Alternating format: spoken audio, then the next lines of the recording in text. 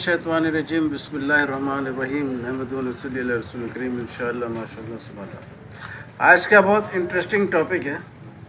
आज का man of the match भी हमारा छोटा यूसुफ है, और जो पॉइंट सुना रहा हूँ वो भी यूसुफ अलैहिस्सलाम का है।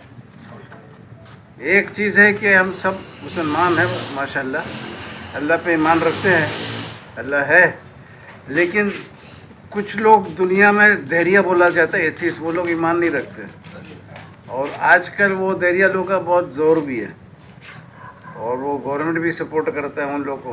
अब पाकिस्तानी गवर्नमेंट का बात नहीं कर रहा है, वैसे दुनिया में यानी अच्छा खासा ऑफिशियल लेवल में भी उनका चलता है।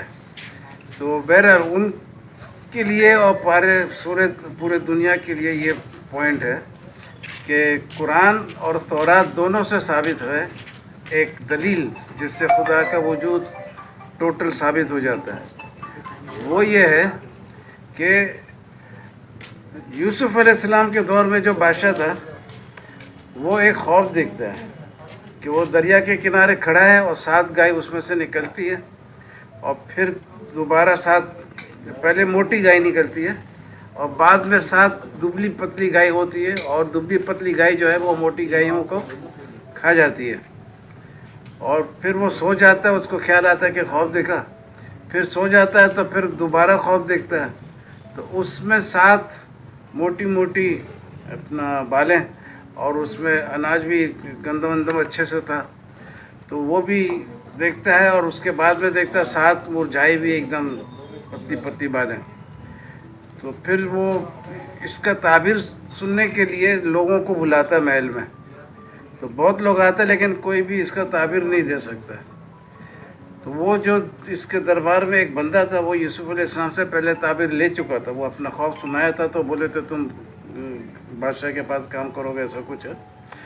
तो वो बोलता है कि मैं आपको इसका ताबीर ला के दूँगा, एक आदमी है उसके पास जाता हूँ। तो वो जेल में जाता है यूसुफ अलैहिस्सलाम के पास और उनसे ताबीर लेता है। यूसुफ अलैहिस्सलाम बोलता है कि वो जो 7 मोटी गायें और मोटी मोटी बालें हैं, तो वो जो है वो 7 खुशहाली के साल हैं, बारिश होगा और खूब फसल होगा, और वो जो 7 पतली गाय हैं वो 7 साल बाद में कहत का आएगा। तो जो तुमने खुशहाली के दौर में जमा किया होगा वो 7 साल कहत में काम आएगा। तो बादशाह ये सुन के बहुत खुश होता है, यूसुफ अलैहिस्सलाम को बुला कर उनको गवर्नर बनाता है और उनको इंचार्ज बना देता है कि तुम ये इसका स्टोरेज का इंतज़ाम करो। तो फिर वो वैसे ही होता है, 7 साल खुशहाली के होते खूब स्टोरेज हो जाता है, और फिर 7 साल कहत का आता है, तो उसमें वो जो जमा किए थे वो बहुत लोगों को काम आता है, खाली मिस्र में नहीं बल्कि बाहर से भी लोग आते हैं, इनके अपने भाई लोग भी आते लेने को, ये कुरान में दर्ज कहानी। अच्छा, तो इससे साबित ये होता है कि 7 साल और 7 साल 14 साल हो गया। 14 साल का क्लाइमेट अल्लाह ताला ने अपने कंट्रोल में रखा था। कंट्रोल में तो पहले भी था और आज भी और फ्यूचर में भी रहेगा, लेकिन ये 14 साल बाकायदा दिखा के कंट्रोल किया गया, पहले से पेशेंट गोई किया खौफ के ज़रिए कि ऐसा 14 साल होगा, और वैसे ही 14 साल हुआ।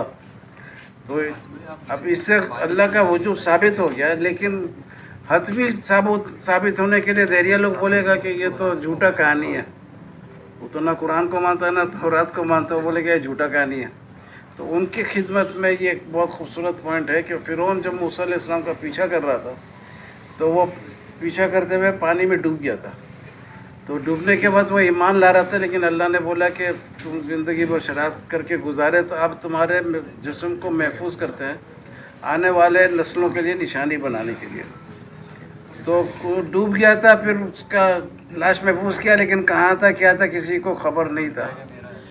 تو 2000 سال بعد قرآن شریف نے بتایا یہ کہ اس کا لاش محفوظ ہے، کیونکہ بائبل میں کہیں نہیں لکھا ہے کہ اس کا لاش محفوظ ہے، قرآن میں لکھا ہے کہ اس کا لاش محفوظ کیا گیا۔ تو وہ بھی 2000 سال بعد بتایا کہ محفوظ ہے، اور پھر بتایا بھی 1300 سال بعد، یا بھی 100 کچھ سال پہلے 1898 میں مصر میں دریافت ہوا۔ تو اس سے ثابت ہو گیا کہ قرآن واقعی الہامی کتاب ہے۔ تو اس میں جو کہانی پہلے آیا ہے 14 سال کے کلائمیٹ کا، تو اس کو سیریسلی لینا چاہیے۔ اور جب یہ فرعون کا بھی بات صحیح ہو گیا، کیونکہ یہ تو عینی شہادت ہے، مصر جا کے دیکھ لو، یہ کوئی ہوائی فائرنگ کا بات ہے ہی نہیں۔ تو یہ جب اتنا عینی شہادت کے ساتھ ایک پوائنٹ ہو گیا، تو دوسرا پوائنٹ بھی ویسے ہی صحیح ہے۔